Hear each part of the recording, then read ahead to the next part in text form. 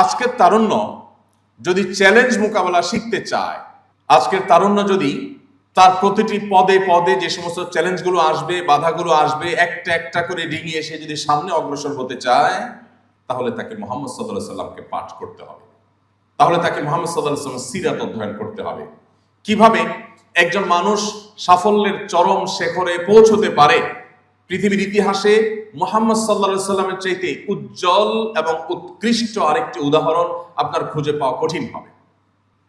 তারুণ্যের জন্য নবী করিম সাল্লাল্লাহু আলাইহি সাল্লামের যে সমস্ত অবদান আছে, তম থেকে একটা হলো যে তিনি আমাদেরকে জীবনে চ্যালেঞ্জ এবং বাধা উতরাবার পথ শিখিয়ে গেছেন হাতে ধরে।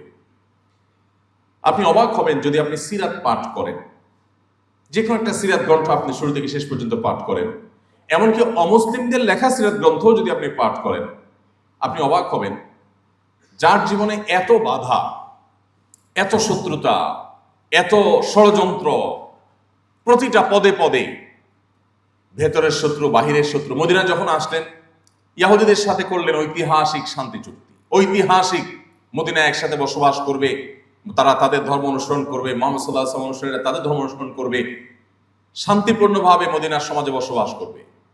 চুক্তি হলো, কয়দিন পরে শুরু হলো তাদের ষড়যন্ত্র এবং শয়তানি।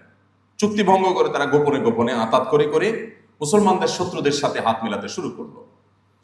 এরপরে আবার মুসলমান সেজে ঘাপটি বেড়ে মুসলমানদের মধ্যে মুনাফিকরা ঢুকে পড়লো। একদিকে মক্কার মুশরিকদের শত্রুতা, অপরদিকে মদিনার ভেতরের, একদিকে ইহুদিদের শত্রুতা, অপরদিকে মুনাফিকদের শত্রুতা। এত মুখী চ্যালেঞ্জ মোকাবেলা। এরপর আবার অর্থনৈতিক চ্যালেঞ্জ। মদিনা যে ফসলের উপর নির্ভর হতো, সেই ফসল উৎপাদন করা। আবার মক্কা থেকে এই যে হাজার হাজার সাহাবী যারা হিজরত করে এসেছেন, আজকের যুগে যারা আসে যাদেরকে রিফিউজি বলে, যদিও তারা রিফিউজি আজকে রিফিউজির মতো ছিলেন না, মুহাজির সাহাবীরা যারা মক্কা থেকে হিজরত করে আসলেন, তাদের অর্থনৈতিক মুক্তির ব্যাপার আছে। তাদের কিচ্ছু সাথে আনেননি, শুধুমাত্র এক কাপড়ে অনেকটা সবাইকে চলে আসতে হয়েছে। এই এক কাপড়ে চলে আসা হাজার হাজার মানুষ, সেই 1450 বছর আগের পৃথিবীতে আমরা ফিরে যাই, আজকের পৃথিবীতে রিফিউজিদেরকে ওয়েলকাম করার জন্য, তাদেরকে আশ্রয় দেওয়ার জন্য হাজারটা উপায় আছে। 1450 বছর আগে মক্কা থেকে আসা মুহাজির সাহাবীদের সবার অর্থনৈতিক মুক্তি নিশ্চিত করলেন, এবং তারা কেউ মদিনাবাসীর উপরে বোঝা হলেন না। আস-সুন্নাহ ফাউন্ডেশন, উম্মার স্বার্থে সুন্নাহর সাথে।